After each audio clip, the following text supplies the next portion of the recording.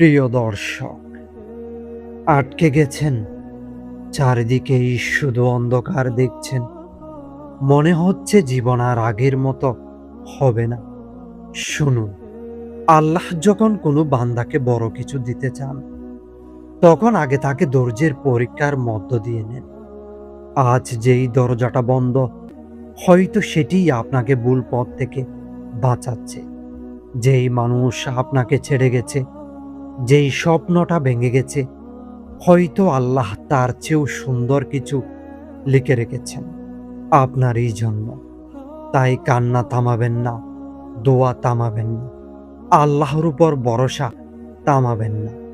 কারণ যখন সব পথ বন্ধ হয়ে যায়, তখনই আল্লাহ অদৃশ্যভাবে নতুন পথ খুলে দেন। বিশ্বাস রাখুন, আপনার সময়ও আসছে। আল্লাহ আপনার জন্য পথ খুলছেন।